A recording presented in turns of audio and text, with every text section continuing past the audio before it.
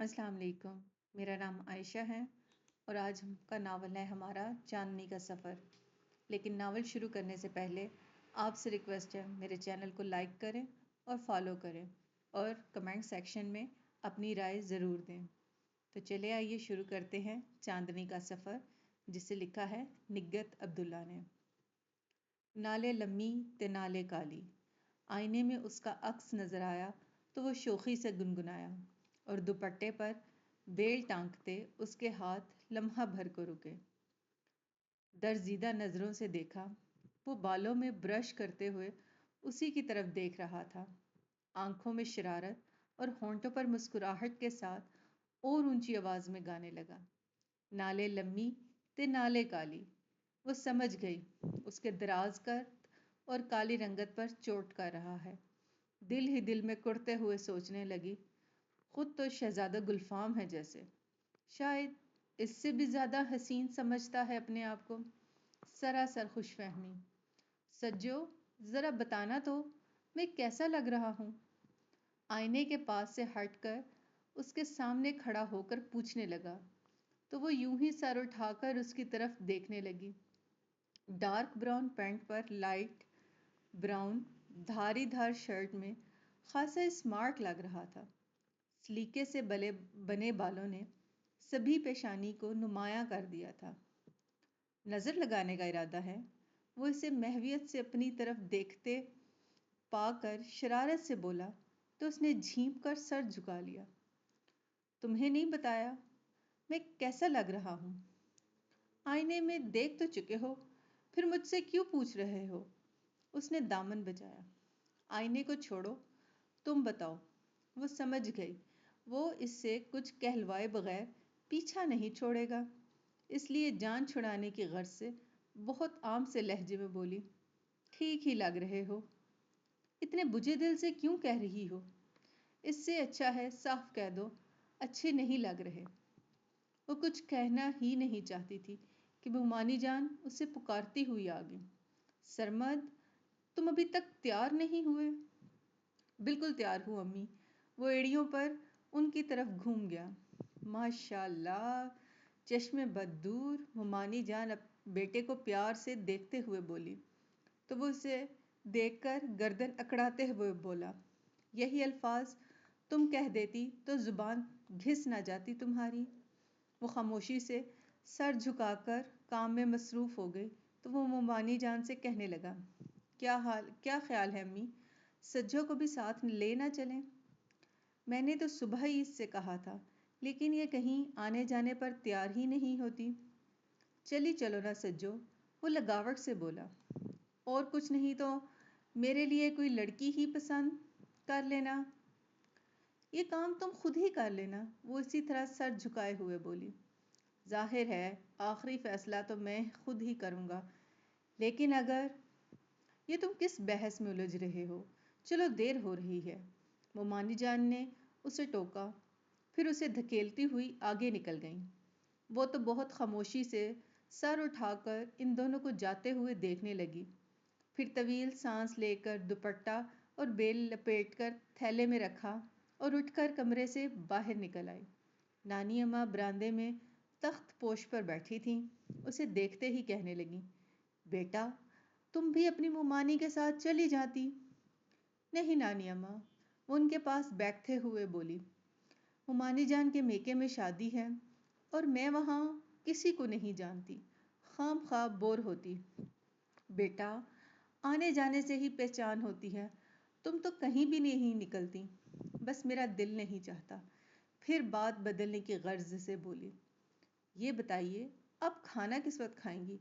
अगर कहें तो मैं अभी रोटी डाल दूँ? हाँ डाल दो, तुम्हारे मामू जान भी आने वाले होंगे। क्यों, क्या मामू जान शादी में नहीं जाएंगे? वो उठते हुए पूछने लगी। नहीं, सुबह मना कर रहे थे, इसीलिए तो तुम्हारी मुमानी चली गई, वरना उनका इंतज़ार करती। वो सर हिलाते हुए किचन में चली गई। फिर अभी वो रोटी पकाकर फारिग ही हुई थी कि मामू जान ऑफिस से आ गए। उसने जल्दी से दस्तरखान बिछाकर खाना रख दिया और नानी अम्मा के इसरार पर उनके साथ खाने में भी शरीक हो गई। मुमानी जान और सरमद رات میں بہت دیر سے لوٹے۔ اس وقت وہ سونے کے لیے اپنی جگہ پر لیٹ چکی تھی، لیکن جب سرمد کو کمرے میں آتے دیکھا تو اٹھ کر بیٹھ گئی۔ وہ ایک نظر اس پر ڈال کر نانی اماں کے پلنگ پر بیٹھ گیا اور ان کا کندھا ہلاتے ہوئے بولا، بڑی اماں، اتنی جلدی سو رہی ہیں آپ؟ جلدی کہاں، 11 سے اوپر ہو گئے ہیں۔ نانی اماں غنودگی میں بولی، 12 تو نہیں بجے نا، اٹھ کر بیٹھیں، آپ کو شادی کا احوال سناؤں۔ یہ احوال تم صبح بھی سنا سکتے ہو، انہیں نیند میں سے کیوں اٹھا رہے ہو؟ وہ ناگواری سے بولی۔ اصل میں وہ خود بھی اس وقت سونا چاہتی تھی، اور وہ جانتی تھی اس وقت اگر وہ شادی کا احوال سنانے بیٹھ گیا تو 1 بجے سے پہلے نہیں اٹھے گا۔ چلو، انہیں نہیں اٹھاتا۔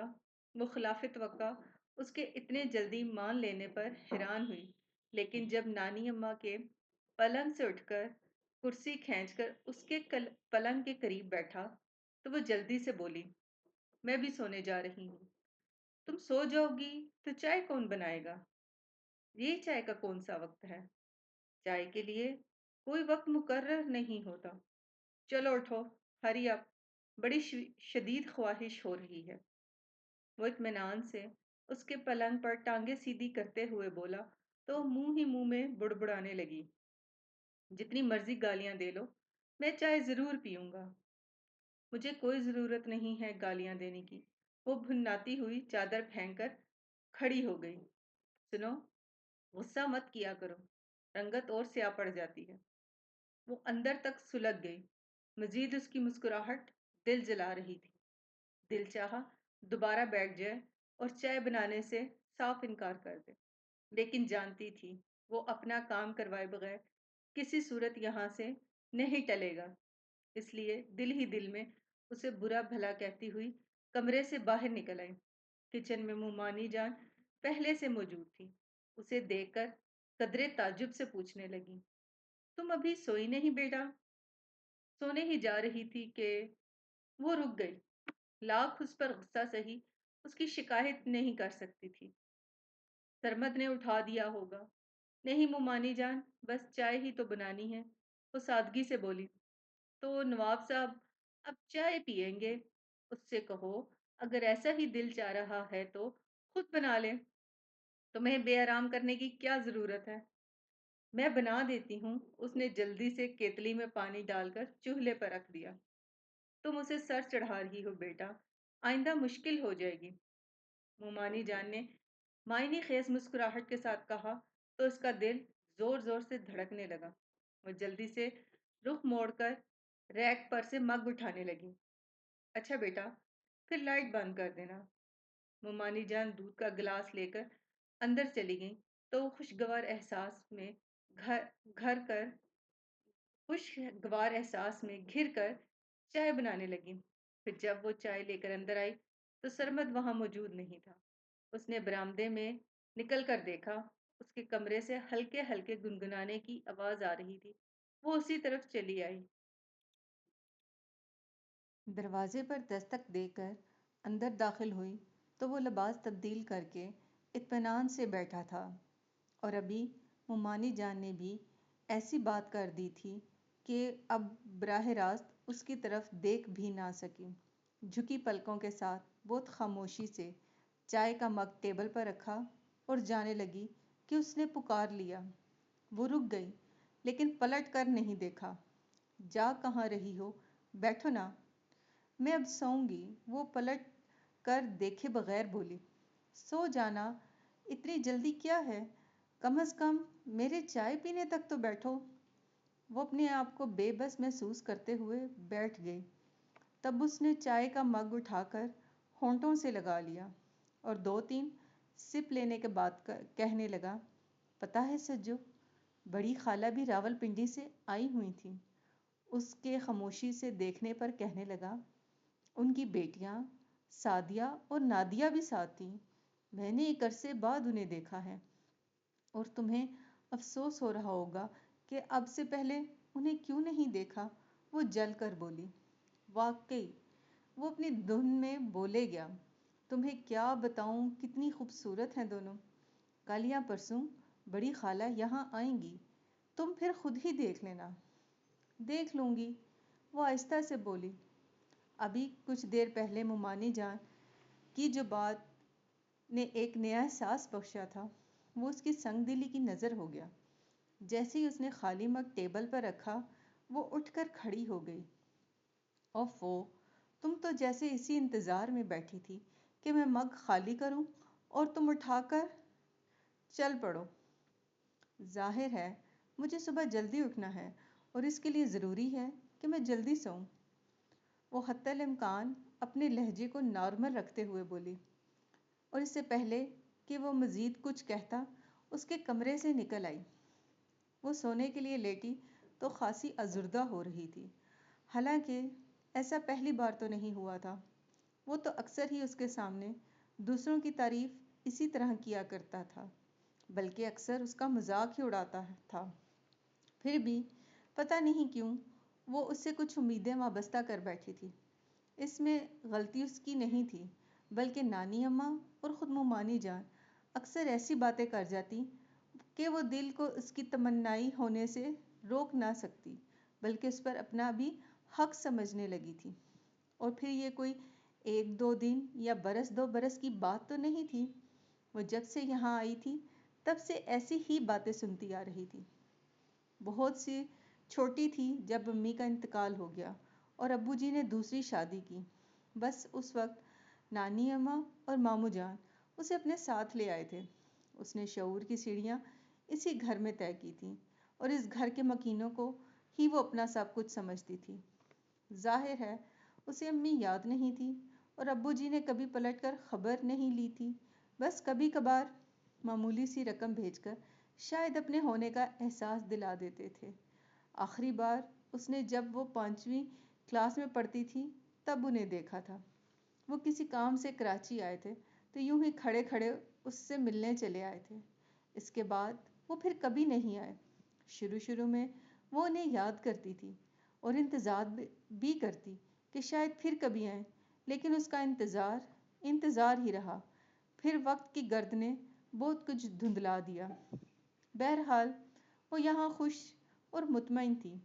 نانی اماں اور ماموں جان کے علاوہ مومانی بھی اس سے بہت محبت کرتی تھیں. ان کی باتوں سے اس نے اندازہ لگایا تھا کہ وہ اسے اپنی بہو بنانا چاہتی ہیں. پھر وہ کیسے نہ خواب سے جاتی. لیکن سرمد، وہ ہمیشہ سے ہی پتہ نہیں جان بوجھ کر یا انجانے میں اس کے خوابوں کو مسمار کرتا آ رہا تھا. وہ اب تک اسے سمجھ نہیں سکی تھی. کبھی اتنا مہربان اور کبھی ایک دم سے کٹھور بن جاتا، اور وہ نادان لڑکی اس کی مہربانیوں پر خوش اور اس کی سنگ دلی پر ازردہ ہو جاتی. اس رات بھی وہ بہت دیر تک اس کے بارے میں سوچتی رہی تھی. سرمد کی بڑی خالہ اپنی بیٹیوں کے ساتھ آئیں تو مومانی جان نے بسد اصرار انہیں اپنے پاس روک لیا. سعدیہ اور نادیہ کو کراچی دیکھنے کا بہت شوق تھا. پہلے بھی وہ یہاں آ تو چکی تھیں، لیکن اس وقت بہت چھوٹی تھیں اور بقول ان کے انہیں کچھ یاد بھی نہیں تھا. دونوں آتے ہی سرمد کے سر ہو گئیں. ہمیں کلفٹن لے چلو بیٹا، ابھی تو آئی ہو، کچھ دیر بیٹھو، کھانا کھانے کے بعد اطمینان سے جانا. مومانی جان نے کہا تو سعدیہ منہ بناتے ہوئے بولی، خالہ جان، ہم بس چند دنوں کے لیے تو آئے ہیں اور ان چند دنوں میں ہم ڈھنگ سے گھوم پھر بھی نہیں سکیں گے.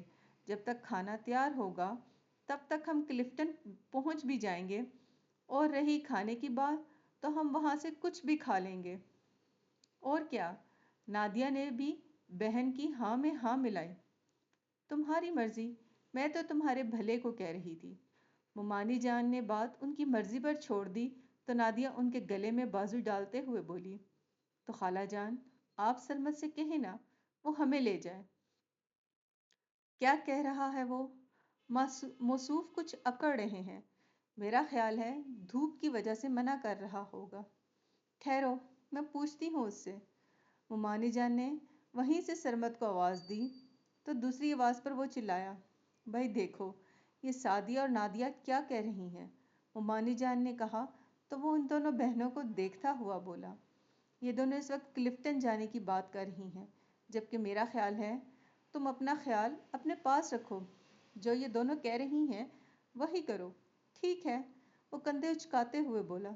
अगर इन दोनों को धूप में जलने का शौक है तो मैं क्या कह सकता हूँ। चलो जल्दी करो, हम बिल्कुल तैयार हैं। अलबत्ता सज्जो से पूछ लो, वो भी चले तो। नादिया उठते हुए बोली। वो कहीं नहीं जाती।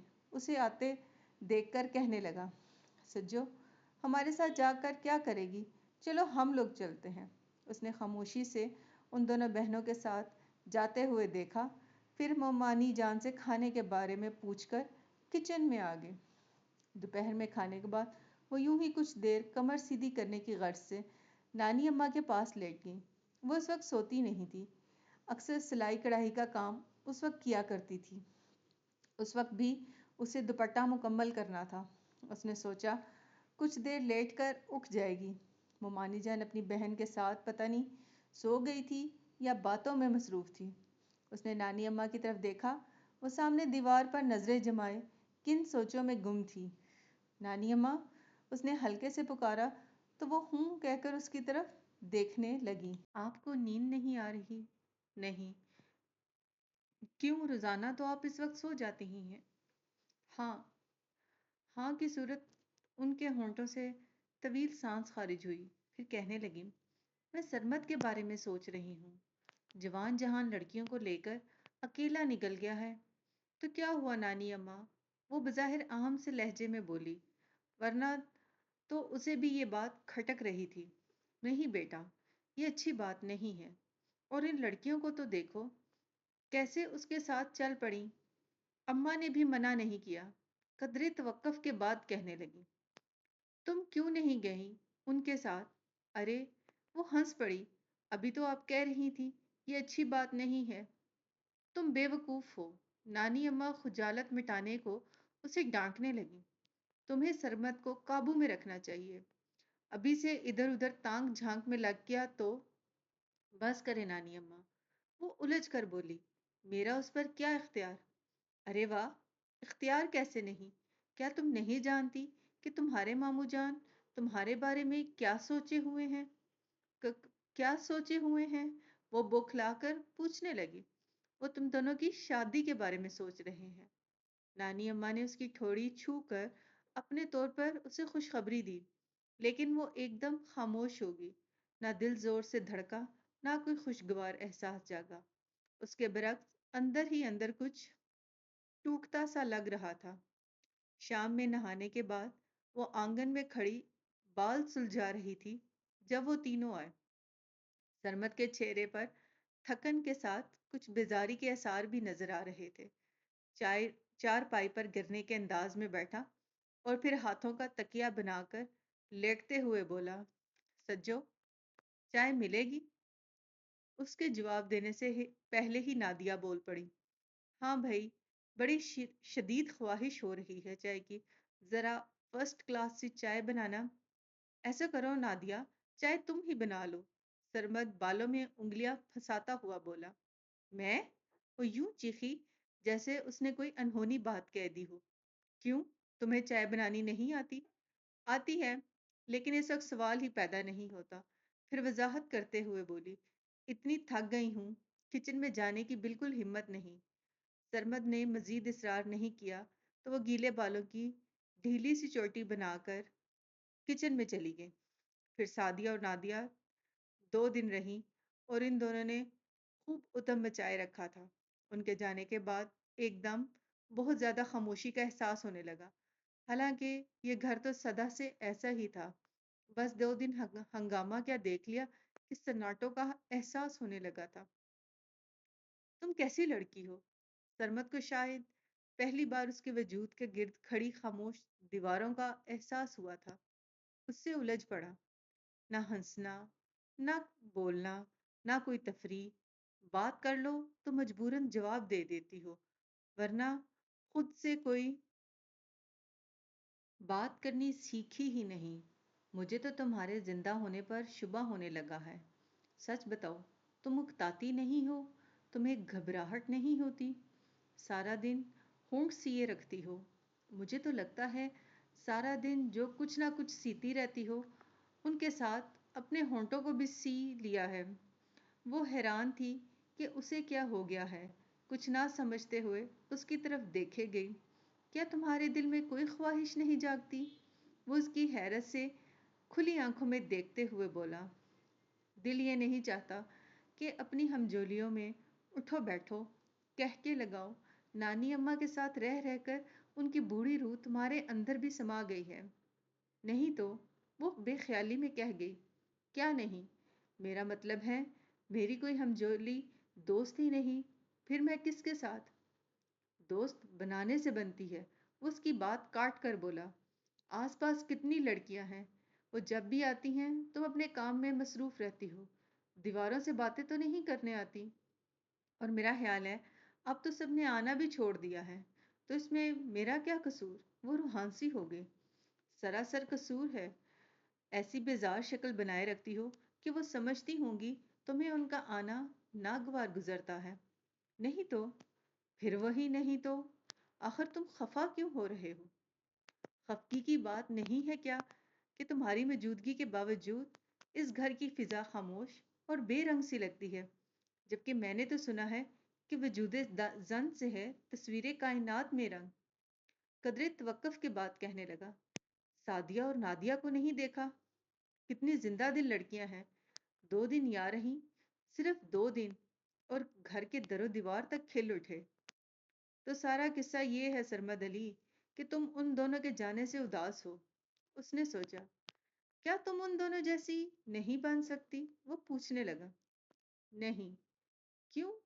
میں جیسی ہوں ٹھیک ہوں، مجھے اپنی شخصیت پر کسی اور کا رنگ نہیں چڑھانا، اس پاٹ لہجے میں کہہ کر اس کے پاس سے ہٹ گئی تھی۔ وہ شاید خفا ہو گیا تھا کہ اس نے اس سے بات کرنی ہی چھوڑ دی، نہ اپنے کسی کام کے لیے کہتا۔ چائے تک خود بنانے لگا تھا۔ وہ اگر کسی وقت چائے بنا کر لے جاتی تو خاموشی سے کپ تھام لیتا، ورنہ تو اسے زبردستی بھی بٹھا لیتا، اور جب تک چائے پیتا اس سے ادھر ادھر کی باتیں کیا کرتا۔ اب نہ وہ شوخی، نہ وہ گنگناہٹیں۔ یہ نہیں تھا کہ وہ اس کی خفگی محسوس نہیں کر رہی تھی، بلکہ وہ تو بہت ڈسٹرب ہو گئی تھی، اپنے آپ سے الجھتی رہتی کہ کیوں اسے خفا کیا، اس کی بات مان کیوں نہ لی۔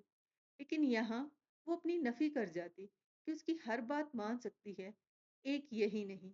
آخر وہ کیوں اپنی شخصیت مسخ کر دے؟ وہ جیسی ہے ٹھیک ہے، اور وہ کیوں اس کے اندر کسی اور کو کھوج رہا ہے؟ اگر ایسا ہی شوق ہے تو اس گھر کی خاموش فضاؤں میں جلت رنگ بھجوانے کا تو نادیہ اور سعدیہ کو لے آئے۔ آخر میں وہ تلخ ہو کر سوچتی تھی۔ ممانی جان اور پھر نانی اماں بھی سرمد کی غیر معمولی خاموشی کو محسوس کرنے لگی۔ ایک وہی تو تھا جو اونچی آواز میں بولتا اور بات بے بات ہنسنے کے بہانے ڈھونڈتا تھا، اب وہی خاموش ہو گیا تھا۔ تو ممانی جان اور نانی اماں کی تشویش فطری بات تھی، پہلے اسے کریدتی رہیں کہ آخر اسے کیا ہو گیا ہے، وہ کیوں اتنا خاموش رہنے لگا ہے۔ وہ گول مول سا جواب دیتا، کام زیادہ ہے، تھک جاتا ہوں، وغیرہ وغیرہ۔ پتہ نہیں دونوں خواتین اس کے جواب سے مطمئن ہوتی تھیں یا نہیں۔ اب نانی اماں بیٹھے بیٹھے اس قسم کی باتیں کرنے لگتی۔ پتہ نہیں کیا ہو گیا ہے بچے کو، جانے کس کی نظر لگ گئی ہے۔ کسی کی نظر نہیں لگی، اسے سعدیہ اور نادیہ یاد آتی ہیں۔ وہ جل کر سوچتی، اور ان دنوں وہ نانی اماں کی ایسی باتوں سے اپنے آپ کو مجرم سمجھتے ہوئے راہ فرار ڈھونڈ رہی تھی کہ ایک لمبے عرصے بعد ابو جی آ گئے۔ پتہ نہیں انہیں اس کی یاد کیسے آ گئی تھی، اور وہ کیوں کر اس کی کمی محسوس کرنے لگے تھے کہ آتے ہی کہنے لگے، میں تمہیں لینے آیا ہوں بیٹا، تم میرے ساتھ چلو گی؟ مجھے؟ میں؟ وہ کتنی دیر تک اپنی طرف اشارہ کیے کھڑی رہی۔ ہاں بیٹا۔ ابو جی کے مشفق لہجے پر وہ گھبرا کر نانی اماں کی طرف دیکھنے لگی۔ کیوں میاں رب نواز، یہ اتنے عرصے بعد تمہیں بیٹی کی یاد کیسے آئی؟ نانی اماں کچھ طنز سے پوچھنے لگی۔ یاد تو ہمیشہ رہی، بس میں حالات سے مجبور تھا۔ پھر اس کے کندھے پر ہاتھ رکھ کر بولے، چلو گی نا بیٹا؟ نانی اماں اجازت دیں گی تب۔ وہ اپنا دامن بچا گئی۔ تمہاری نانی اماں منع نہیں کریں گی۔ ابو جی یقین سے بولے، تم کل تیار رہنا، میں تمہیں لینے آؤں گا۔ ابو جی چلے گئے تو وہ نانی اماں کی گود میں سر رکھ کر رو پڑی۔ یہ نہیں تھا کہ وہ ابو جی کے ساتھ نہیں جانا چاہتی تھی، اس کی تو ہمیشہ سے یہی خواہش رہی کہ وہ پرانے گھر میں ابو جی کے ساتھ رہے، لیکن ساتھ ہی وہ نانی اماں، ماموں جان اور ممانی جان سے بھی دور نہیں جانا چاہتی تھی۔ یہ گھر جس نے اسے تحفظ دیا تھا اور جہاں نہ کبھی اجنبیت کا احساس ہوا اور نہ کبھی کسی نے جتایا کہ وہ اس گھر کی لڑکی نہیں ہے، اور پھر وہ ستم گھر بھی تو یہی تھا جسے وہ انجانے میں اپنا سب کچھ سمجھ بیٹھی تھی، جو پچھلے کئی دنوں سے خفا ہو کر اس کی جان پر بنائے ہوئے تھا۔ وہ اسے کیسے چھوڑ کر جا سکتی تھی؟ بیٹا، اگر تم نہیں جانا چاہتی تو اپنے ابو جی کو صاف منع کر دینا۔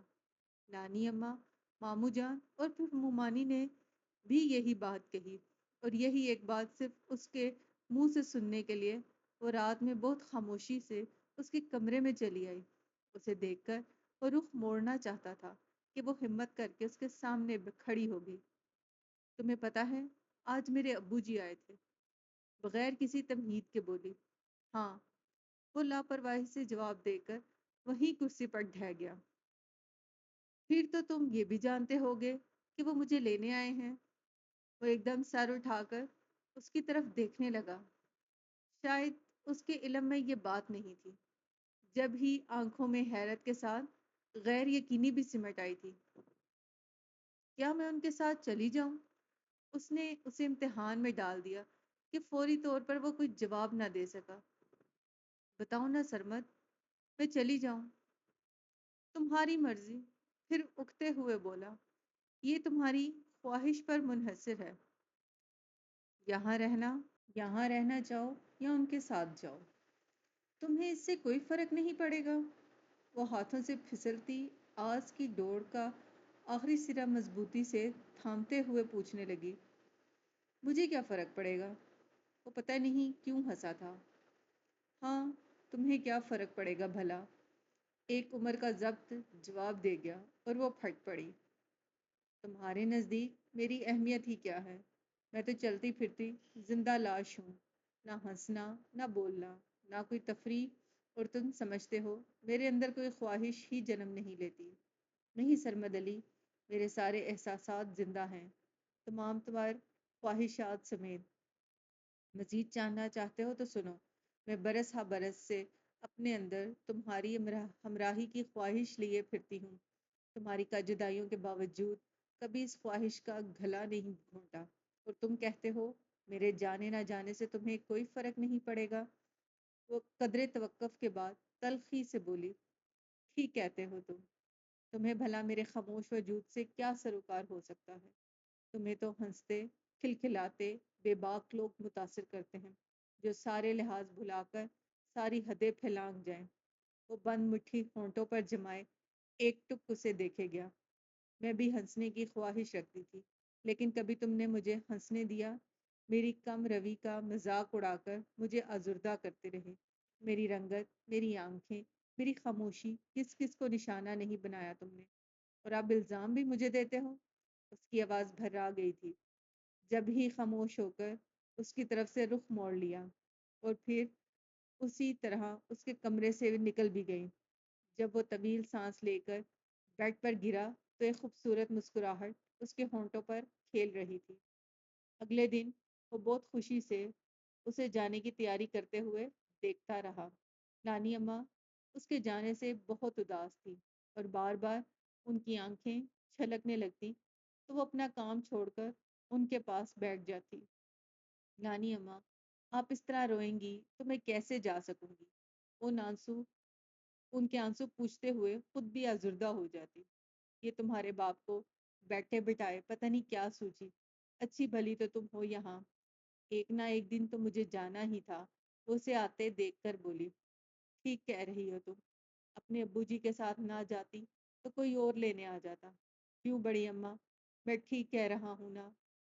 وہ تائیدی نظروں سے نانی اماں کی طرف دیکھنے لگا تو وہ پرسوچ انداز میں سر ہلانے لگی۔ شام میں ابو جی آئے تو وہ بھی ماموں جی کے ساتھ بیٹھے تھے کہ اندر آ کر اپنا پیک شدہ سامان چیک کرنے لگی۔ سامان کیا تھا؟ بس ایک سوٹ کیس اور ایک بیگ، اور اسے یوں لگ رہا تھا جیسے وہ سب کچھ یہیں چھوڑے جا رہی ہو۔ کیا رہ گیا ہے؟ وہ جھنجھلا کر ادھر ادھر دیکھنے لگی۔ اسی وقت وہ بہت خاموشی سے اندر چلا آیا۔ تم تو جا رہی ہو؟ پتہ نہیں کیا تھا اس کے لہجے میں، وہ بہت خاموشی سے اس کی طرف دیکھنے لگی۔ میں تمہیں جانے سے روکوں گا نہیں، لیکن تمہیں واپس یہیں آنا ہے۔ میں اب یہاں نہیں آؤں گی۔ وہ خام خواہ بیگ کھول کر اس کے اندر جھانکنے، میں لینے آؤں گا تب بھی نہیں۔ وہ چکر کاٹ کر اس کے سامنے آ کھڑا ہوا۔ تم کیوں لینے آؤ گے؟ ظاہر ہے تمہارے جانے سے کوئی فرق نہیں پڑے گا۔ اس کی پوری بات ہونے سے پہلے ہی بول پڑی۔ فرق پڑے گا سجو۔ وہ ایک دم سنجیدہ ہو گیا اور بیگ پر ٹکے اس کے ہاتھوں پر اپنا ہاتھ رکھتا ہوا بولا، میرا خیال تھا تم مجھے سمجھتی ہوگی، لیکن تم نے تو ایسی کوئی کوشش ہی نہیں کی۔ میری چھیڑ چھاڑ، میری شوخیوں کو طنز پر محمول کرتی رہی۔ میں نے کبھی تمہارا مذاق نہیں اڑایا۔ سجو تم ہی بتاؤ، کبھی کوئی اپنے متاع عزیز کا بھی مذاق اڑاتا ہے؟ تم؟ وہ اس قدر کہہ سکی۔ ہاں سجو، ہمراہی کی خواہش صرف تمہارے اندر ہی نہیں مچلی، میں خود اس خواہش کا اسیر رہا ہوں، اور پتہ ہے تمہیں تنگ کرنے اور چھیڑنے کا مقصد ہی یہی تھا کہ کسی طرح تم اپنے دل کی بات کہو، اور اگر کہو نہ تو تمہارے کسی انداز سے تو ظاہر ہو، لیکن تم بہت گہری ہو سجو۔ برس ہا برس خاموش رہی۔ خاموش تو تم بھی رہے، وہ بے اختیار شاید بے خیالی میں کہہ گئی، اور وہ ہنس پڑا۔ صرف زبان سے نہیں کہا، ورنہ میرا ہر انداز، خاص کر آنکھیں، محبت کے پیغام دیتی رہیں، لیکن تم شاید آنکھوں کی زبان نہیں سمجھتی۔ وہ کچھ دیر تک دیکھتی رہی، پھر اس کی طرف سے رخ موڑتے ہوئے بولی، تمہیں تو غالباً سعدیہ اور نادیہ جیسی لڑکیاں پسند ہیں، اور میں ان جیسی نہیں ہو سکتی۔ تمہیں کس نے کہا ہے ان جیسی ہو جاؤ؟ تم ہی نے تو کہا تھا۔ اچھا؟ وہ اپنی کہی ہوئی بات سوچتے ہوئے بولا، وہ میں نے غصے میں کہہ دیا تھا۔ اصل میں جو بات تمہارے منہ سے برسوں سننے کا متمنی تھا، وہ نادیہ نے 2 دن میں کہہ دی تھی، اس لیے میں نے کہا تھا کہ تم ان جیسی کیوں نہیں ہو۔ بہرحال اب تو میں جا رہی ہوں۔ جب سمجھ میں نہیں آیا کہ اس کی بات کا کیا جواب دے تو جانے کی بات کرنے لگی۔ ٹھیک ہے، ضرور جاؤ، لیکن واپس تمہیں یہیں آنا ہے۔ اس نے جھکی نظروں کے ساتھ ہلکے سے اس بات میں سر ہلایا اور بیگ اٹھا کر کمرے سے نکل آئی۔ مزید اس کے سامنے کھڑے رہنا خاصا مشکل تھا کہ دھڑکنوں نے تو انداز بدلا، چہرے پر بھی رنگوں کی برسات اترنے لگی، اور اس شوق سے کچھ بعید بھی نہ تھا کہ پل میں سنجیدگی کا لبادہ اتار کر چھیڑنے کھڑا ہو جاتا۔ وہ صبح سے نانی اماں سے بار بار یہی کہتی رہی تھی کہ اب دوبارہ یہاں کبھی نہیں آئے گی، لیکن ابو جی کے ساتھ جانے لگی تو نانی اماں سے گلے ملتے ہوئے اس کے کان میں آہستہ سے بولی، نانی اماں میں جلد ہی واپس آؤں گی۔ جواب میں نانی نے ایسی آ بھری کہ وہ بس انہیں دیکھتی ہی رہ گئی تھی۔ یہ شاہد وہی گھر تھا جہاں اس نے کچھ وقت امی کی آغوش میں گزارا تھا۔ گو کہ اسے کچھ یاد تو نہیں تھا، پھر بھی اس گھر پر ایک دوسری عورت کی حکمرانی نے اسے احساس محرومی سے ہمکنار کر دیا تھا۔ وہ اندر ہی اندر کچھ خوف زدہ بھی تھی کہ پتہ نہیں اس گھر میں اس کا کیا مقام ہو، اور دوسرے وہ عورت اس کے ساتھ کیا سلوک کرے۔ لیکن اس وقت وہ خوف سے نکل آئی جب اس دوسری عورت نے کھلے دل سے خوش آمدید کہا اور خود سے بڑھ کر گلے لگایا۔ چھوٹے بہن بھائیوں نے بھی خوشی کا اظہار کیا تھا۔ رات میں جب وہ فراغت سے بیٹھی تو تینوں بہن بھائی اس کے پاس بیٹھے۔ سب سے بڑا عمران میٹرک میں تھا، اس سے چھوٹا زمان 8ویں میں، اور ان دونوں سے چھوٹی فرح چھٹی کلاس میں تھی۔ اس نے محسوس کیا کہ تینوں بچے خاصے ذہین اور سلجھے ہوئے ہیں۔ پتہ نہیں اچھے اسکولوں کی تعلیم نے ان کی شخصیت کو نکھار کر اعتماد بخشا تھا یا ان کی ماں کی اچھی تربیت نے۔ وہ دل ہی دل میں سراہے بغیر نہ رہ سکی۔ ساتھ ہی ایک بات جو اسے کھٹکی وہ ان کا لہجہ تھا، یعنی اپنی حیثیت سے بڑھ کر اپنے آپ کو پروپوز کرنا۔ راستے میں ہی ابو جی نے اسے اپنے بزنس کے بارے میں بتایا تھا کہ وہ ایک 2 پلاٹ خرید کر اس پر مکان تعمیر کرتے ہیں، پھر منافع پر بیچ دیتے ہیں۔ یعنی کنسٹرکشن کے ابتدائی مراحل میں تھے کہ جبکہ بچوں کا انداز یہ بتاتا تھا جیسے کہ ان کا باپ کسی بہت بڑے پلازا کا مالک ہو۔ پھر اگلے چند دنوں میں اس نے دوسری عورت جنہیں وہ آنٹی کہنے لگی تھی، ان کی باتوں سے بھی یہ محسوس کیا جیسے ابو جی کسی بہت بڑے پروجیکٹ پر کام کر رہے ہوں یا ایسا کوئی پروجیکٹ انہیں ملنے والا ہو۔ بہرحال اس کے لیے یہ تشویش کی بات نہیں تھی بلکہ خوشی کی بات تھی۔ اور پھر اسے کیا فرق پڑتا تھا کہ آنٹی اس گھر سے نکل کر 1000 گز کے بنگلے میں رہنے کی باتیں کرتی تھی۔ اس نے کون سا زیادہ عرصہ یہاں رہنا تھا؟ وہ تو انتظار میں تھی کہ کسی دن نانی اماں اور ماموں جان وغیرہ آئیں گے اور اسے ہمیشہ کے لیے اپنے ساتھ لے جائیں گے۔ اور ابھی وہ انتظار کی گھڑیاں گن رہی تھی کہ ابو جی نے نیا گھر خریدنے کی اطلاع دی۔ آنٹی اور بچے بے حد خوش تھے اور نئے گھر میں شفٹ ہونے کے لیے خاصے پرجوش۔ آنٹی نے اپنی پسند اور مرضی کے مطابق ڈیکوریٹ کیا۔ کافی دن بعد جب اس نئے گھر میں اطمینان سے بیٹھنا ہوا تو آنٹی سے کہنے لگی، آنٹی میں خط لکھ کر ماموں جان کو اس نئے گھر کا ایڈریس بھیج دوں تاکہ وہ آئیں تو انہیں دشواری نہ ہو۔ جواب میں آنٹی نے خاصی سرد مہری کا مظاہرہ کیا، بھیج دو لیکن میرا خیال ہے اب وہاں سے شاہد ہی کوئی آئے۔ نہیں آنٹی، وہ ضرور آئیں گے، عمانی جان اور سرمد نے خاص طور سے کہا تھا۔ اچھا؟ آنٹی نے استہزائیہ انداز میں ہنسی، پھر اس کی ٹھوڑی کو چھو کر کہنے لگی، یوں ہی تمہارا دل رکھنے کی خاطر کہا ہوگا، ورنہ جب سب رشتے ہی توڑ دیے جائیں تو پھر یہاں آ کر کیا کریں گے؟ کیا مطلب؟ کیا تمہیں واقعی نہیں معلوم؟ آنٹی اسے متجسس کرنے کی خاطر ایسے لہجے میں بولی، میرا تو خیال تھا تمہیں معلوم ہوگا، تمہارے ابو جی نے بتا دیا ہوگا۔ تو کیا؟ وہ الجھنے لگی۔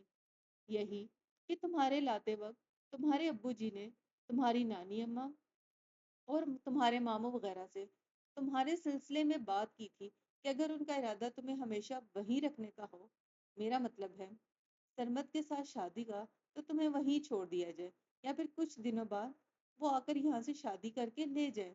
لیکن کیا؟ آنٹی لمحہ بھر کو خاموش ہوئی تھی کہ اس نے فوراً پوچھا، انہوں نے منع کر دیا، صاف کہا ان کا ایسا کوئی ارادہ نہیں۔ وہ تمہاری ممانی نے تو یہاں تک کہہ دیا کہ وہ اپنی بہن کی لڑکی لانے کا ارادہ رکھتی ہیں۔ کون؟ نادیہ؟ پتہ نہیں، نام وغیرہ تو میں نہیں جانتی۔ بہرحال تمہارے ابو جی بہت دل برداشتہ ہوئے تھے اور دل تو اس کا بھی ٹوٹا تھا، یوں کہ آنٹی کی پھر مزید بات کوئی سنی نہ گئی۔ کوئی دیوار گری تھی شاید کہ یہاں وہاں ہر طرف شور ہی شور تھا۔ چپ چاپ آنٹی کے ہلتے ہونٹوں کو دیکھ رہی، پتہ نہیں کیا کہہ رہی تھی وہ، اور پھر اسی طرح خاموشی سے اٹھ کر اپنے کمرے میں آ گئی۔ سامنے آئینے پر اپنے آپ پر نظر ڈالی تو لگا وہ کہیں آس پاس کھڑا شوخی سے گنگرا رہا ہو، نالے لمی تے نالے کالی۔ سرمد؟ ہونٹوں کی بے آواز جنبش کے ساتھ ہی آنکھیں بھی چھلک پڑی، تم نے ہمیشہ میرا مذاق اڑایا ہے اور آخری وقت میں بھی نہیں چھوڑا، ایسا بھیانک مذاق۔ وہ بیڈ پر گری تو تکیے میں منہ چھپا کر پھوٹ پھوٹ کر روتی رہی۔ کسی سے نہ کوئی گلہ نہ کوئی شکایت، بس اپنے آپ سے لڑتی رہی۔ کبھی سرمد ان آخری لمحوں میں محبتوں سے چور لہجے کو یاد کرتی تو لگتا وہی سچ ہے، اور آنٹی اس سچ کو جھٹلاتی ہوئی اس کے سامنے آ جاتی۔ اس کی سمجھ میں نہیں آتا تھا کہ کس کا یقین کرے۔ کئی بار سوچا کہ خط لکھ کر سرمد سے معلوم کریں، لیکن پھر خیال آتا کہ اس نے تو بہت جلد آنے کو کہا تھا، اگر وہ سنجیدہ ہوتا تو دیر کیوں کرتا؟ ہو سکتا ہے کوئی اس پرانے گھر میں آیا ہو۔ اس خیال کے ساتھ ہی اس نے سرمد کو تو نہیں، نانی اماں کو خط لکھا، محض اپنے نئے گھر کا ایڈریس بتانے کے لیے۔ پھر اس دن کے بعد وہ بہت دن تک انتظار کرتی رہی۔ اس دوران آنٹی مسلسل اس کا جائزہ لیتی رہی تھی، اس کی بے چینی، بے قراری، ہر آہٹ پر چونک جانا اور اندر ہی اندر اپنے آپ سے لڑنے اور الجھنے کی کیفیت، کچھ بھی تو ان کی تیز نظروں سے چھپا نہیں تھا۔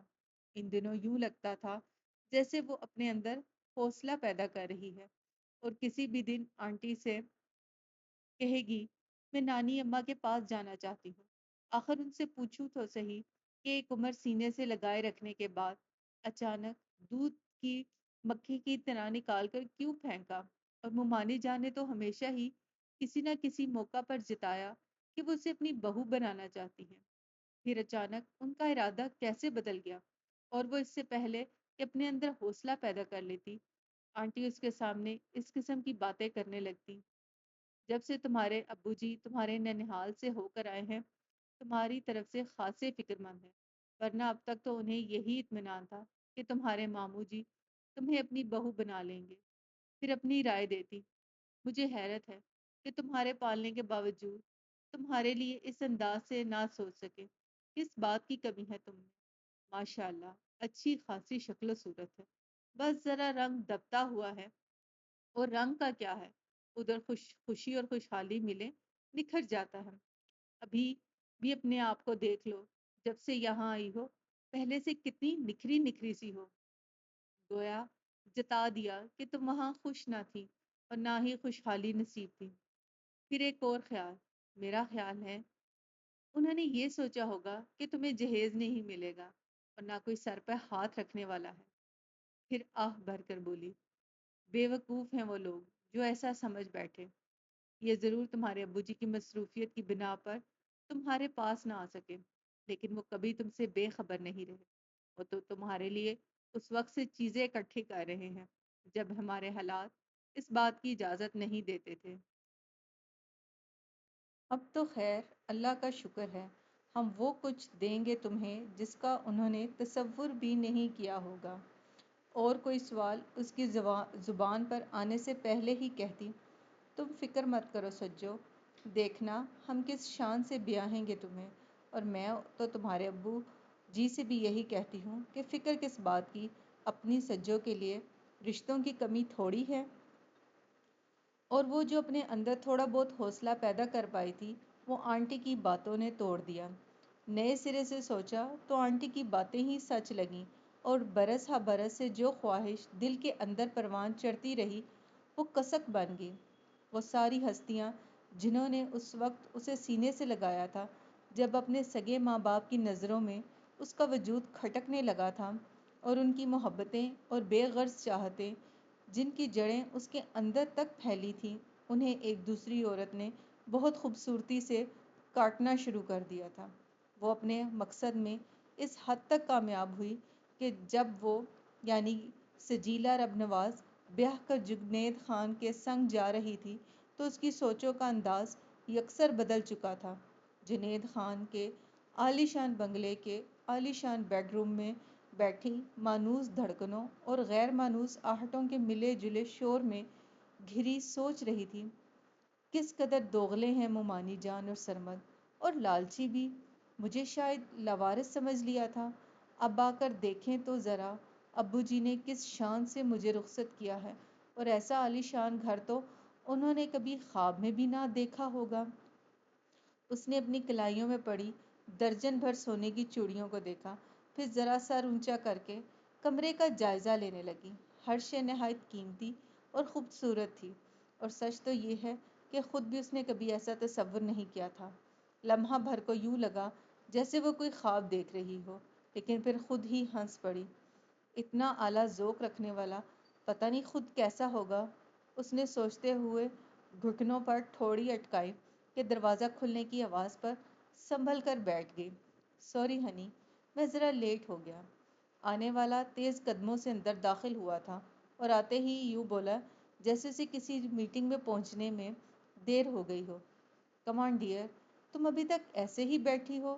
جاؤ چینج کر کے آؤ۔ اس کے لہجے میں بیزاری محسوس کرنے اس نے سر اٹھایا تو جیسے ساکت ہو گئی۔ سامنے کھڑا 55-60 سالہ جنید خان کوٹ اتارنے کے بعد ٹائی کی ناٹ ڈھیلی کر رہا تھا۔ یہ صحیح ہے، اس کی صحت قابل رشک تھی، اور پیسے کی فراوانی نے چہرے پر گزرتے ماہ و سال کی لکیریں بھی نہیں کھینچی تھی، لیکن جذبات کی وہ لہریں نہیں تھی جو ان چھوتی کلی کو دیکھ کر سرکشی پر آمادہ ہو جاتی ہیں۔ اس کے برعکس ایسا دریا جو سارے طوفانوں سے گزر کر اب اس مقام پر ٹھہر گیا تھا، پرسکون ہو گیا تھا، یا پھر بوڑھا اور کمزور کہ طوفانوں سے لڑنے کا حوصلہ تو تھا لیکن وہ جوش نہیں جو ایام جوانی میں اکساتا ہے۔ لیزی گرل اس طرح کیا دیکھ رہی ہو؟ اس کی آنکھوں کے سامنے ہاتھ لہرایا تو وہ چونکی، سر جھٹک کر بیڈ سے اتری اور سیدھی ڈریسنگ روم میں چلی گئی۔ اچانک یوں معاف ہو گیا دماغ کہ وہ کچھ سوچ ہی نہ سکی۔ صبح ڈرائنگ روم میں موجود چند افراد کا تعارف جنید خان نے یوں کروایا: یہ ہمارا سب سے بڑا بیٹا ہے، طاہر خان۔ آج کل یہ اسلام آباد میں ہوتا ہے، اپنی بیوی بچوں سمیت۔ اس نے ذرا سی پلکیں اٹھا کر سامنے بیٹھے طاہر خان کو دیکھا، اس کی نظروں میں اپنے لیے ناگواری محسوس کر کے فوراً دوسری طرف متوجہ ہوگی۔ طاہر کے بعد یہ فریحہ ہے، ہماری اکلوتی بیٹی، یہ یہیں کراچی میں ہوتی ہے۔ اس کی اس کا میاں بہت کامیاب بزنس مین ہے۔ اس نے دیکھا وہ تفخر کے احساس میں گھری اس سے لا تعلق نظر آنے کی بھرپور کوشش کر رہی تھی۔ اور یہ آصف خان ہے، گزشتہ ماہ MBA کر کے لوٹا ہے اور اب میرے بزنس کو مزید پھیلانے میں کوشاں ہے۔ ان دونوں کی نسبت وہ قدرے بہتر نظر آیا کہ اسے دیکھ کر مسکرایا بھی اور ہیلو بھی کہا۔ سب سے چھوٹا بنٹی، وہ اپنے کمرے میں ہے، تم ناشتے کے بعد اس سے مل لینا۔ بات کے اختتام پر انہوں نے دونوں ہاتھوں کو ایک خاص انداز سے اٹھا کر تعارف مکمل ہونے کا اشارہ دیا اور پھر ان سب کو مخاطب کر کے کہنے لگے: اور بچوں، یہ تمہاری ممی ہے۔ ممی؟ فریحہ ہنسی۔ فار گاڈ سیک ڈیڈی، اتنی لڑکی کو آپ ہماری ممی تو نہ کہیں۔ اور میں پوچھتی ہوں، یہ بیٹھے بٹھائے آپ کو شادی کی کیا سوجھی؟ یہ کوئی عمر ہے؟ کیا مطلب ہے تمہارا؟ میں بوڑھا ہو گیا ہوں کیا؟ بوڑھے تو نہیں ہوئے، طاہر خان فریحہ کا ساتھ دیتے ہوئے بولا، لیکن جواب بچوں کے باپ ہونے کے ساتھ ساتھ نانا اور دادا بھی ہیں۔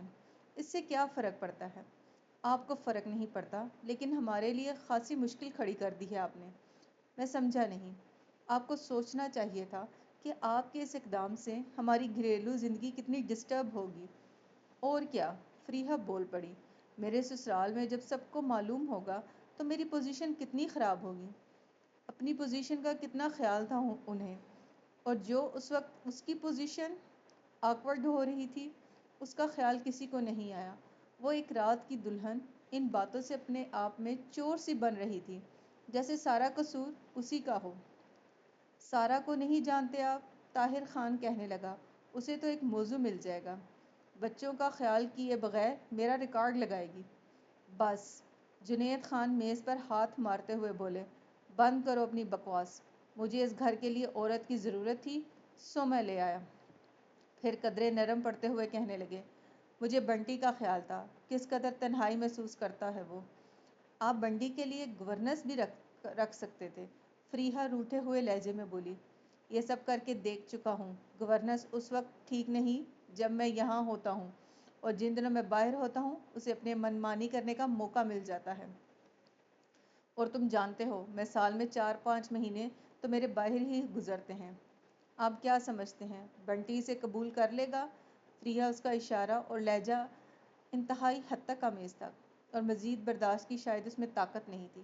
بہت خاموشی سے کرسی دھکیل کر اٹھ کھڑی ہوئی، اور جنید خان کو اگر اپنی اولادوں کا خیال نہ ہوتا تو یقیناً اسے روکتے، ٹھیک سے ناشتہ کرنے کے لیے کہتے، لیکن اس وقت بس وہ اسے جاتا ہوا دیکھ سکے۔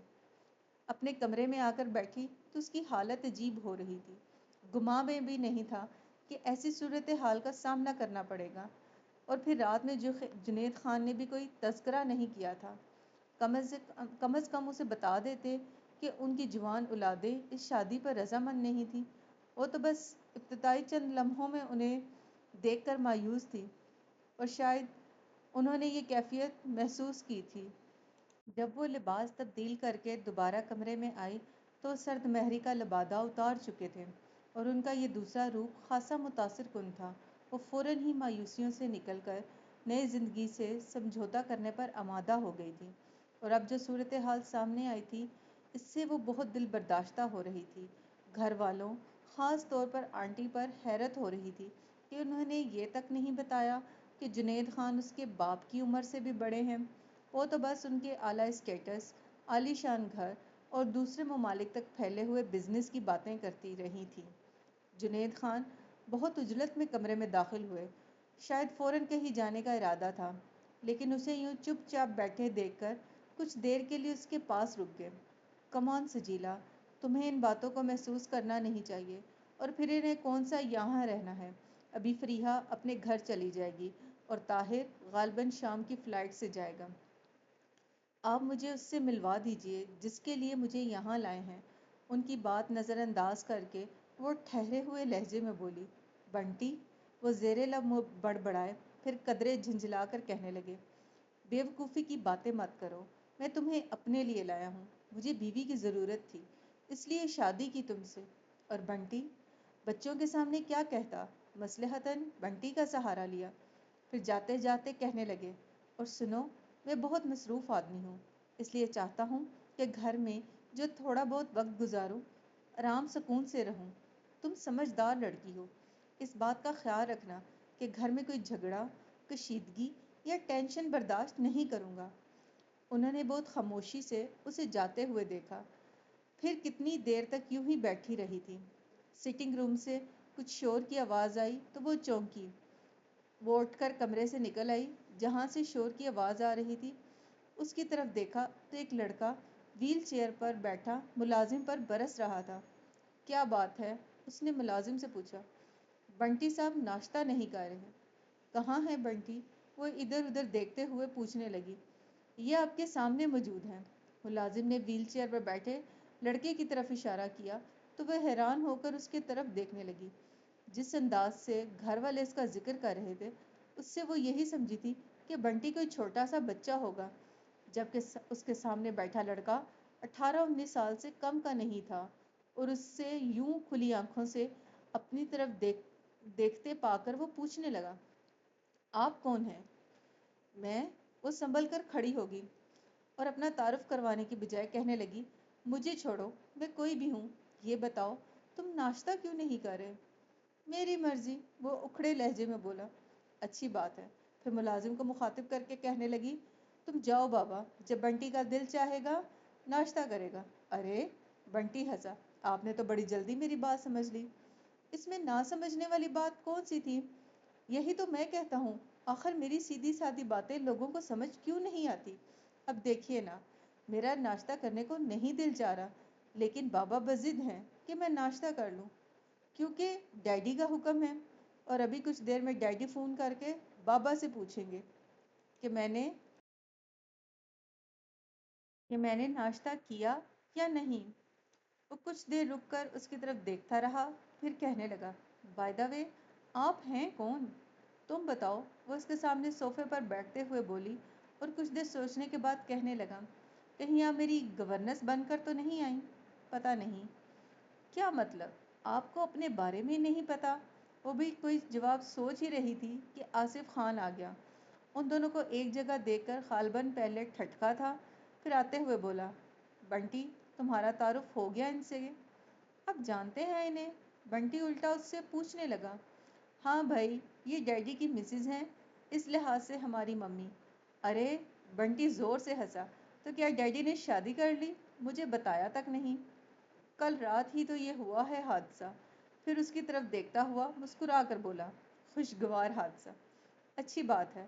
بنٹی کے ہونٹوں پر مسکراہٹ تھی اور چہرے سے لگ رہا تھا وہ بہت محظوظ ہو رہا ہوں۔ اسے یک گنا اطمینان ہوا، کیونکہ فریحہ نے کہا تھا، پتہ نہیں بنٹی اسے قبول بھی کرتا ہے یا نہیں۔ میرا بھی خیال ہے کہ ڈیڈی نے اچھا کیا، لیکن طاہر بھائی اور فریحہ، آصف برا سا منہ بنا کر خاموش ہو گیا۔ کیوں؟ ان دونوں کو کیا تکلیف ہے؟ بڑے بہن بھائی کے لیے بنٹی کا لہجہ خفگی لیے ہوئے تھا۔ ان دونوں کا کہنا ہے کہ سسرال والے ان کا مذاق اڑائیں گے، اور پتہ ہے، صبح ناشتے کی ٹیبل پر دونوں نے ان کے سامنے انتہائی بدتمیزی کا مظاہرہ کیا۔ سچ، مجھے بڑی شرمندگی ہوئی۔ پھر اس کی طرف دیکھتے ہوئے بولا، پلیز آپ خیال مت کیجیے گا۔ وہ کیا کہتی، خاموش ہی رہی۔ اسی وقت بابا پھر ناشتے کے لیے پوچھنے آ گئے، تو آصف تعجب سے بولا، کیا مطلب؟ تم نے ابھی تک ناشتہ نہیں کیا؟ دل نہیں چاہ رہا تھا؟ چلو اب کر لو، انہیں بھی اپنے ساتھ شریک کر لو، کیونکہ صبح یہ بغیر ناشتہ کیے اٹھ کر چلی گئی تھی۔ پہلے ایک بات طے کر لیں، بنٹی نے کہا تو آصف کے ساتھ وہ بھی سوالیہ نظروں سے دیکھنے لگی کہ ہم انہیں کیا کہہ کر مخاطب کریں گے۔ یہ واقعی سوچنے کی بات ہے۔ آصف ہنستے ہوئے اٹھ کھڑا ہوا۔ اوکے، میں آفس جا رہا ہوں، تم ان کے ساتھ طے کر لینا تو پھر مجھے بھی بتا دینا۔ آپ بتائیں، آپ اپنے آپ کو کیا کہلوانا پسند کریں گی؟ آصف کے جانے کے بعد وہ اس سے پوچھنے لگا۔ جو بھی نام دو، بس اتنا خیال رکھنا میری عزت نفس مجروح نہ ہو، اس نے کہا اور اٹھ کھڑی ہوئی۔ پھر ناشتے کے بعد اس نے خود کو بنٹی کے کمرے میں پہنچایا اور آ کر گھر کے نمبر ڈائل کرنے لگی۔ فون آنٹی نے ہی اٹھایا اور ان کی آواز سنتے ہی وہ کہنے لگی، آنٹی، آپ لوگوں میں سے کوئی آیا نہیں؟ ہاں، وہ جنید خان نے منع کر دیا تھا۔ کیا مطلب؟ انہوں نے اپنے گھر آنے سے منع کیا ہے؟ نہیں نہیں، آنٹی جلدی سے بولی، میرا مطلب یہ رسمیں وغیرہ پوری کرنے کو منع کیا ہے۔ پھر میں نے سوچا جب ایسے ہی جانا ہے تو کسی وقت اطمینان سے چلے جائیں گے۔ تم خوش ہو؟ جی، وہ یہی جواب دے سکتی تھی۔ اور ہاں سنو، صبح تمہارے ماموں جان کا ٹیلی فون آیا تھا۔ اچھا، کیا کہہ رہے تھے؟ تمہارا پوچھ رہے تھے کہ شادی ٹھیک ٹھاک ہو گئی اور مبارکباد بھی دے رہے تھے۔ اس کی بھی کیا ضرورت تھی؟ اس نے آہستہ سے کہہ کر سلسلہ منقطع کر دیا۔ پھر کتنے بہت سارے دن گزر گئے۔ اگر وہ خوش نہیں تھی تو ناخوش بھی نہیں تھی۔ وہ ایک شخص سرمد علی جس کی ہمراہی کی خواہش برس ہا برس تک دل میں مچلتی رہی تھی، وہ اگر مقدر میں نہیں تھا تو پھر کوئی بھی ہو اس سے کیا فرق پڑتا ہے؟ زندگی تو بہرحال گزارنی ہی تھی، اور وہ ہمیشہ ابو جی کے گھر نہیں بیٹھ ہی رہ سکتی تھی۔ کسی وقت وہ اپنے حال کا موازنہ ماضی سے کرتی تو اسے حیرت ہوتی کہ اتنی جلدی کتنی زندگی بدل گئی ہے۔ پہلے وہ کیا تھی؟ کنویں کی مینڈک، گھر کے کاموں اور سلائی کڑھائی کے علاوہ کچھ نہ آتا تھا، اور وہ نہ جانتی تھی کہ گھر کی چار دیواری کے باہر دنیا کیسی ہے اور وہاں کیا ہو رہا ہے۔ اسے کچھ خبر نہ تھی، حالانکہ اس نے انٹر تک پڑھا تھا۔ اس دوران وہ گھر کی محدود زندگی سے ہٹ کر بھی کچھ دیکھ اور سوچ سکتی تھی، لیکن سرمد نے اسکول اور کالج لانے لے جانے کی ذمہ داری اتنی پابندی سے نبھائی تھی، بلکہ ایک طرح سے اس پر مسلط ہی رہا تھا۔ وہ اس سے ہٹ کر نہ کچھ دیکھ سکی نہ سوچ سکی تھی۔ پھر ابو جی کے گھر وہ بس 3 مہینے ہی رہی، اور ان 3 مہینوں میں پہلے کچھ وقت انتظار میں کٹا، باقی ملال میں، اور اب اتنا ہی عرصہ اسے یہاں آئے ہوئے بھی ہو گیا تھا، گو کہ اب بھی اس کا بیرونی دنیا سے اتنا واسطہ نہیں تھا۔ لیکن اس بڑے گھر کے اندر رہ کر بھی وہ بہت کچھ جاننے اور سمجھنے لگی تھی، نہ صرف گھر سے باہر بلکہ شہر سے اور پھر ملک سے باہر کی باتیں۔ دنیا میں کیا ہو رہا ہے، کس طرح بڑی مچھلیاں چھوٹی مچھلیوں کو نگلنے کے لیے ہر وقت جبڑوں تک منہ کھولے رکھتی ہیں، اور یہی نہیں، جب جس پر بس چلتا ہے نگل بھی لیتی ہیں۔ پھر مسلمانوں پر ڈھائے جانے والے مظالم اور بڑی طاقتوں کا خاموش تماشائی بنے رہنا۔ وہ بنٹی کے ساتھ بیٹھ کر ٹی وی پر کشمیر، بوسنیا، افغانستان اور بھارت کے مسلمانوں کے ساتھ ہونے والی زیادتیوں اور ناانصافیوں کو دیکھتی تو اس کا دل خون کے آنسو روتا، اور جب بنٹی ان پر خبروں پر تبصرہ کرنے کے لیے مزید حالات و واقعات پر روشنی ڈالتا تو وہ اندر تک لرز جایا کرتی تھی۔ پھر خاص طور پر اسے اپنے ملکی حالات، سیاسی، اقتصادی، معاشی جیسے اسے ازبر ہو گئے تھے، اور وہ خود بھی ان پر تبصرہ کرنے لگی تھی۔ اسے اپنے آپ پر حیرت بھی ہوتی کہ وہ آخر اتنی بے خبر کیوں رہی۔ اس روز ناشتے کی ٹیبل پر جنید خان نے سرسری انداز میں بتایا کہ وہ 11 بجے کی فلائٹ سے کراچی جا رہے ہیں، اور سنا تو اس نے بھی بے خیالی میں تھا، لیکن پھر اچانک اس شہر میں گزرے ہوئے ماہ و سال اس کے دل و ذہن میں دستک دینے لگے تھے، اور وہ ساری ہستیاں جنہوں نے ایک عمر محبت سے سینے لگائے رکھنے کے بعد آخر میں دودھ کی مکھی کی طرح نکال پھینکا تھا، وہ سب یاد آنے لگی، گو کہ اب وہ ان کو شدت سے یاد نہیں کرتی تھی اور نہ ہی ان کے لیے مثبت انداز سے سوچتی۔ پھر بھی اس آنگن میں گزرے ماہ و سال ایسے نہیں تھے جنہیں ہمیشہ کے لیے بھلا دیا جاتا۔ بچپن، لڑکپن، جوانی، یہ سارے موسم اس پر اس آنگن میں ہی تو اترے تھے، اور پھر نانی اماں جن کی آغوش میں اسے ممتا کی نرمی گرمی ملی تھی، ان کی یاد اتنی شدت سے آئی، وہ فوراً ان کے پاس جانے کو بے چین ہو گئی۔ اپنے کمرے میں آئی تو ان سے کہنے لگی، خان صاحب، میں بھی آپ کے ساتھ کراچی چلوں گی۔ اس تمام عرصے میں اس نے پہلی بار ان کے ساتھ کہیں جانے کی بات کی تھی، اس لیے وہ قدر حیرت سے اس کی طرف دیکھنے لگے۔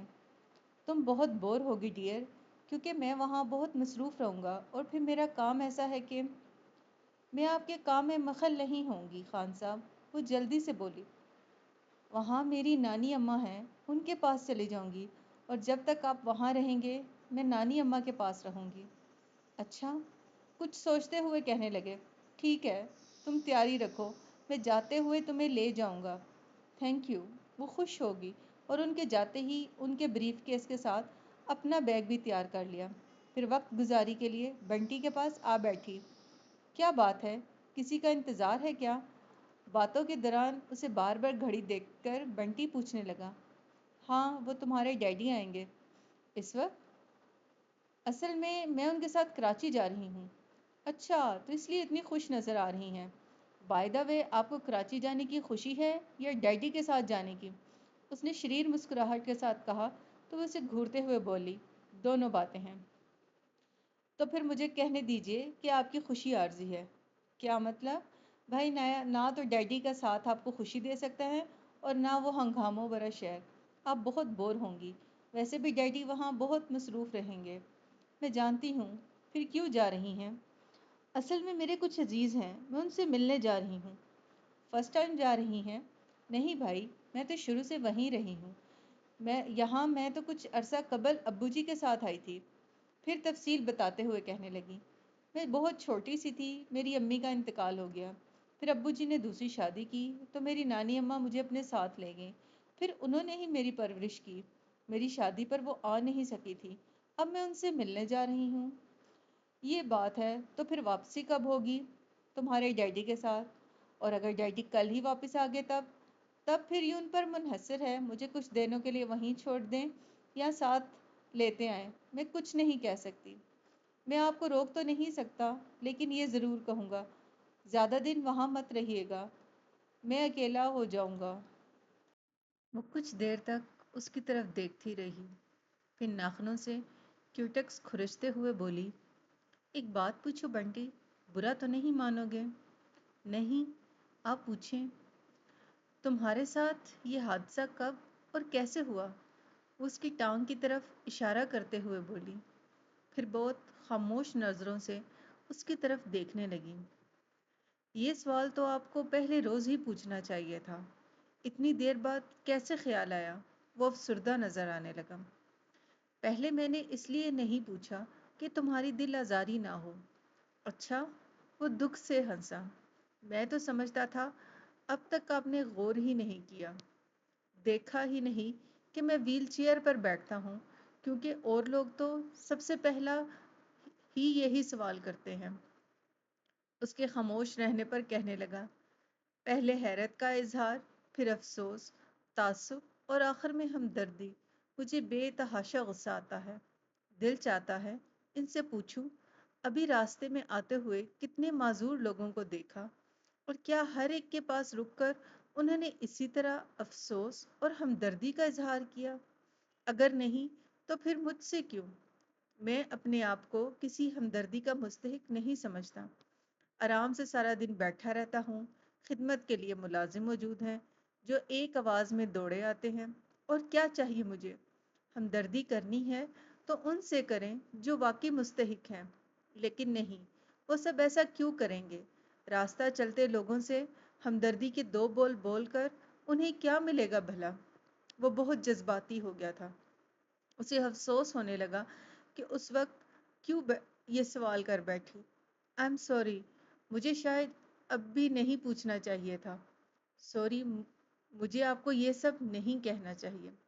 وہ اپنے آپ پر قابو پاتے ہوئے بولا، آپ بھی کیا سوچتی ہوں گی کہ نہیں، میں ایسا کچھ نہیں سوچا۔ وہ اس کی بات کاٹ کر بولی، مجھے تمہاری باتوں سے اتفاق ہے۔ میں جانتی ہوں لوگوں کی عادت ہوتی ہے کہ وہ اس کی بات ادھوری رہ گئی، کیونکہ جنید خان بڑی عجلت میں اندر آئے اور آتے ہی چلنے کے لیے کہا۔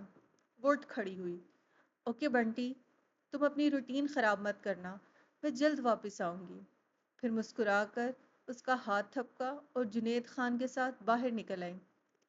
2 گھنٹے بعد وہ کراچی کے ایک 5 اسٹار ہوٹل میں جنید خان کے ساتھ لنچ کر رہی تھی۔ جنید خان نے آتے ہی اپنی فرم کے مینیجر کو فون کر دیا اور کسی وقت بھی ڈرائیور گاڑی لے کر آنے والا تھا۔ تمہاری نانی اماں کا گھر کہاں ہے؟ وہ پوچھنے لگا۔ سمن آباد۔ سمن آباد؟ وہ پر سوچ انداز میں اس کی طرف دیکھتے ہوئے بولا، یہ تو بہت مشکل ہو جائے گی۔ کیسی مشکل؟ اگر پہلے تمہیں سمن آباد چھوڑنے جاؤں تو 2 گھنٹے لگ جائیں گے، جبکہ مجھے… وہ گھڑی کی طرف دیکھنے لگا۔ میں ماموں جان کو فون کر دیتی ہوں، وہ آ کر مجھے لے جائیں گے۔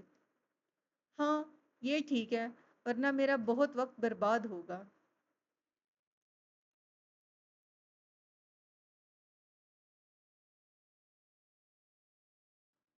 انہوں نے فوراً تجویز مان لی تو وہ کھانے سے اٹھ کھڑی ہوئی۔ ماموں جان کے گھر فون کیا تو اتفاق سے وہ خود ہی مل گئے۔ اس کی آواز سن کر بہت خوش ہوئے۔ جب اس نے اپنا مدعا بیان کیا تو انہوں نے فوراً آنے کی حامی بھر لی۔ وہ مطمئن سی ہو گئی۔ فون رکھ کر جنید خان کی طرف متوجہ ہوئی۔ وہ بریف کیس کھولے اپنی فائلوں میں الجھے تھے۔ وہ بہت خاموشی سے ان کے سامنے جا بیٹھی۔ کچھ دیر بعد انہوں نے یوں ہی بے خیالی میں اس کی طرف دیکھا، پھر ایک دم پوچھنے لگے، کیا رہا؟